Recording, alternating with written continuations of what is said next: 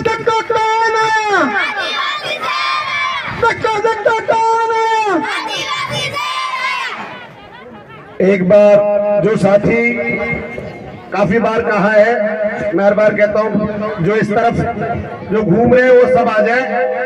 अब ज्यादा समय नहीं लेंगे। मतलब सिस्टम सेट कर लो, मेरा बिगड़ जाता है। सबसे पहले विश्व आदिवासी दिवस के इस मौके पर मैं तमाम महापुरुषों को मंच पर उनकी तस्वीरों के माध्यम से और उन सभी महापुरुषों को नमन करता हूं। मैं हमारे भील प्रदेश के जाबाशेर मन्नारे भाई जगदीश को नमन करता हूं और कुंभलगढ़ की टीम में हमारे मजबूत साथी जिनको हमने पिछले दिन खो दिया, भाई बाबूलाल जी को नमन करता हूं, क्योंकि शायद उनके बाद ये पहला कार्यक्रम है।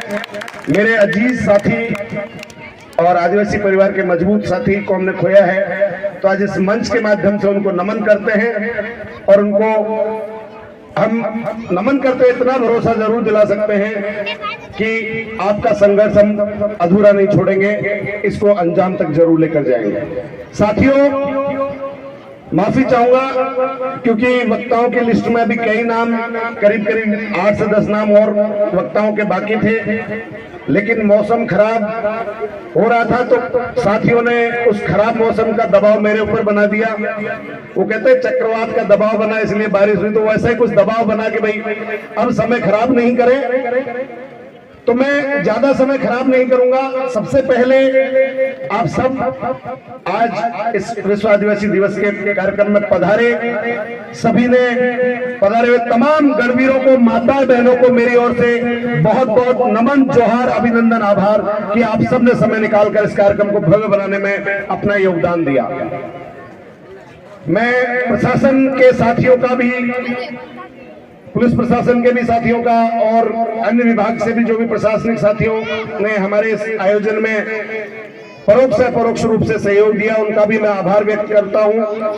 माननीय थानाधिकारी जी भी पधारे थे, अन्य कई अधिकारी भी यहाँ पधारे, उनका मैं इस मंच के माध्यम से अपने आदिवासी परिवार की जाजम के माध्यम से आपका आभार व्यक्त करता हूँ, क्योंकि अच्छी अच्छी बातें पहले कह लेनी चाहिए, सम्मान जरूरी है। साथियों, आज के इस मंच से मैं पिछले कुछ दिनों में कुछ घटनाएं हमारे कुंभलगढ़ क्षेत्र में ऐसी हुई जिनसे कहीं ना कहीं समाज के मन में दुख है, या ये कह सकते हैं कि समाज उन सभी घटनाओं को लेकर अपने आप में काफी द्रवित महसूस हुआ है। मैं इस क्षेत्र में कई और भी घटनाएं हुई, मैं आज इस मंच के माध्यम से हमारे पास ही के क्षेत्र में चिकलवास में हमारे एससी समाज के 4 बंधु कालग्रसित हो गए। एक दुर्घटना में जनोपयोगी धर्मार्थ कार्य के लिए धर्मशाला का निर्माण कर रहे थे और वो अचानक छत गिरने से 4 साथियों की मृत्यु हो गई और 9 साथी गंभीर रूप से घायल हो गए। तो ये एक बहुत बड़ी घटना थी। आज इस मंच के माध्यम से हम उन दिवंगत साथियों को भी नमन करते हैं और आज पूरी जाजम की ओर से हम परिवार के प्रति अपनी सहानुभूति, अपनी संवेदना प्रेषित करते हैं। साथ ही मैं आग्रह करूंगा कि उस घटना के लिए, क्योंकि बहुत बड़ी त्रासदी है, तो उस घटना के लिए हमारे कुछ बुद्धिजीवी साथियों ने मिलकर एक मिशन चिकलवास के नाम से एक मिशन चलाया, जो अगले 2-3 दिन तक और चालू रहेगा। क्योंकि जो 4 साथी जिनकी डेथ हो गई है, उनमें से एक साथी जिनकी डेथ हुई, उनके 2 बच्चे हैं और वो दोनों बच्चे पूरी तरह नेत्रहीन हैं, देख नहीं सकते, और बाकी परिवारों की भी स्थिति अच्छी नहीं है। तो उनके परिवारों में जो परिवार ने जो नुकसान हुआ है उसकी तो भरपाई हम नहीं कर सकते, लेकिन उनको आर्थिक संबल के लिए हमने एक मिशन चलाया है। तो मैं इस मंच के माध्यम से भी मेरे तमाम जागरूक बुद्धिजीवी साथियों से आग्रह करूंगा कि आप जो भी राशि, कोई तय नहीं, आप जितना आप में सामर्थ्य हो, जो भी राशि आप अगर सहयोग करना चाहें तो एक नंबर मैं बता रहा हूं, एक बार मुझे नंबर वो गोवर्धन जी जो नंबर है, एक बार जो नंबर है वो बोल दें।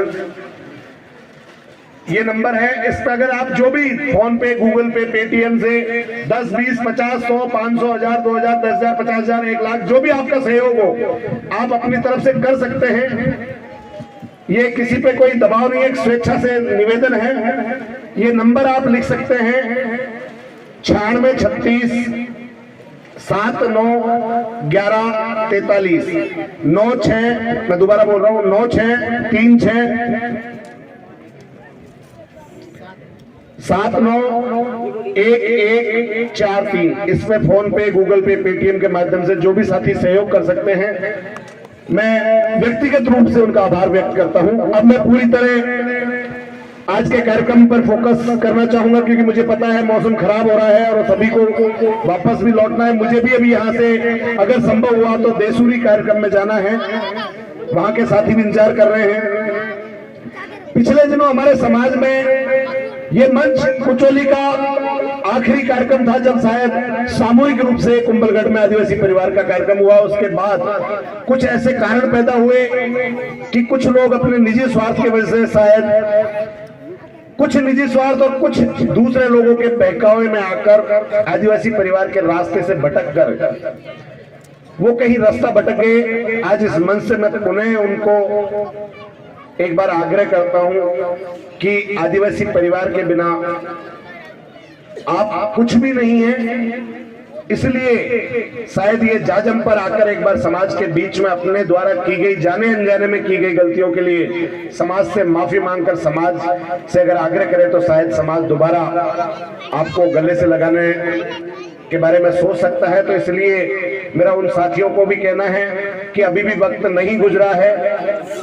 अभी भी आप जो जाने अनजाने में गलतियां हुई हैं उनके लिए समाज से अगर माफी मांगेंगे तो हमारा समाज वास्तव में ऐसा नहीं है कि अपने घर के बेटे को माफ नहीं करेगा, लेकिन आप में मन से समाज के प्रति जो आपने जो भी कुछ भी किया है, मन से उसके बारे में आपको आत्मग्लानि हो तो शायद समाज आपको फिर से गले लगाने के लिए तैयार है।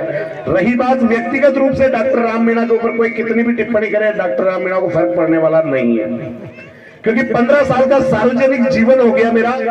15 साल मैंने समाज की लड़ाइयां लड़ी हैं, केवल कुंभलगढ़ में नहीं है, केवल कुंभलगढ़ में नहीं लड़ा हूं। कई लोगों को लगता है शायद डॉक्टर राम मीणा केवल कुंभलगढ़ तक ही सीमित है, तो मैं बता दूं कि केवल कुंभलगढ़ तक नहीं, उदयपुर के नीचे आप घाटा उतर जाओ और उदयपुर से लेकर जैसलमेर तक मैंने समाज की लड़ाइयां लड़ी हैं, और एक बार नहीं सैकड़ों बार लड़ी हैं। तो डॉक्टर राम मीणा के लिए तो बहुत लोग बहुत कुछ कहते रहते हैं, डॉक्टर राम मीणा को उन चीजों का फर्क पड़ने वाला नहीं है। इसलिए आप ये तो सोचे नहीं कि आप कुछ कहकर डॉक्टर राम मीणा पे बहुत कुछ कह लेंगे तो इससे मुझे कोई बहुत बड़ा फर्क नहीं पड़ने वाला है। कभी कभी क्या होता है कि जवाब देना जरूरी होता है, बाकी मुझे फर्क नहीं पड़ता कि लोग मेरे बारे में क्या कहते हैं, क्योंकि मुझे पता है कि मैं अपने कर्म को प्रधान मानता हूं और मैं अपने समाज को प्रधान मानता हूं, और मैं जो भी काम करता हूं वो मेरे समाज को आगे रख के करता हूं। इसलिए मुझे चिंता नहीं है कि लोग क्या कहते हैं। मुझे किसी के सर्टिफिकेट की जरूरत भी नहीं है, मुझे किसी के सर्टिफिकेट की जरूरत भी नहीं है। इसलिए मेरे लिए कुछ भी कहते रहे, मुझे फर्क नहीं पड़ता। मैं सीधे सीधे कुछ बिंदुओं पर आता हूं, मैं उन सब बातों को साइड में रखता हूं। यहाँ प्रशासन के भी साथी मौजूद हैं, मैं उनका ध्यान मेरी तरफ लाना चाहता हूं कि आपने इस व्यवस्था में हमें सहयोग दिया, उसके लिए आभार। लेकिन आप यहाँ आए हैं तो हमारी ओर से कुछ संदेशा अपने महातत्वों के लिए, अपनी सरकार के लिए, अपने उच्च अधिकारियों के लिए भी यहाँ से लेते जाइएगा, क्योंकि वैसे विभागीय कर्मचारी होते हैं, उनकी ड्यूटी होती है रिपोर्ट बना के देना, वो होंगे कहीं ना कहीं। पिछले कुछ दिनों में एक बात यहाँ पर बार बार उठ रही है और बहुत तेजी से अखबारों में, सोशल मीडिया पर, और यहाँ के नेता, यहाँ के अधिकारी उसको अपनी बहुत बड़ी उपलब्धि के नाम पर गिनाए जा रहे हैं, टाइगर रिजर्व। एक बात मैं, आप यहाँ सब लोग मौजूद हैं, एक बात आपसे पूछना चाहता हूं, एक बार मेरी तरफ ध्यान दें। वो ड्रोन को छोड़ दें, वो आके नहीं गिरेगा, चिंता मत करो, लेकिन जो आके गिर रहा है उसकी बात कर रहा हूं। आप सबको पता हो तो ये जो कुंभलगढ़ क्षेत्र है, इसमें कुंभलगढ़ टाइगर रिजर्व के नाम पर आप लोगों को यहां से हटाकर टाइगर लाया जा रहा है। क्या आप लोग इसके विरोध में हैं? आप लोग अपने घर बार छोड़ने के लिए तैयार हैं क्या? तो भाई, आदमियों को हटाकर यहां पर टाइगर रिजर्व जो लाया जा रहा है, क्षेत्रवासियों की इच्छा के विरुद्ध टाइगर रिजर्व जो लाया जा रहा है, मैं यहां पर प्रशासन के उपस्थित प्रतिनिधियों के माध्यम से मैं जिला कलेक्टर को अवगत करवाना चाहता हूं। राज्य सरकार और सीएम भजनलाल जी सुन लें, आपकी उप मुख्यमंत्री दिया कुमारी जी सुन लें, राजसमंद की पूर्व सांसद और वर्तमान में राजस्थान की उप मुख्यमंत्री दिया कुमारी जी सुन लें कि आप यहाँ होटल वालों से चंदा ले लेकर उनका धंधा बढ़ाने के चक्कर में टाइगर ला रहे हो, वो हमें मंजूर नहीं है। ऊपर मोदी जी चंदे का धंधा कर ही रहे हैं, आपने शुरू कर दिया। होटल वालों से चंदा लो, हमें कोई आपत्ति नहीं है, लेकिन हमारे लोगों के जो सालों से, पीढ़ियों से और कई सदियों से यहाँ बसे हुए हैं, उन लोगों को आप बेदखल करके टाइगर लाओगे तो ये मैं कहता हूं कि फिर चाहे हमें ये अहिंसा का मार्ग छोड़कर अगर हिंसा भी अपनानी पड़ी, लेकिन ये टाइगर रिजर्व स्थापित नहीं होने देंगे। आपकी एक कमेटी अभी कुछ दिन पहले यहाँ पर आई कि यहाँ के बारे में, यहाँ की भौगोलिक परिस्थिति और यहाँ की रिपोर्ट बनाएगी। हम एक चीज पूछना चाहते हैं, हम यहाँ के रहने वाले बासिंदे, हमारी जमीन पे कोई आके बसेगा, आप उसकी रिपोर्ट बनाओगे। अरे भाई साहब, बंद कमरे में बैठकर 4 होटल वालों से और 4 मूंछों पे ताव देने वालों से आपने पूछ लिया कि टाइगर बसाया जाए या नहीं? एक बार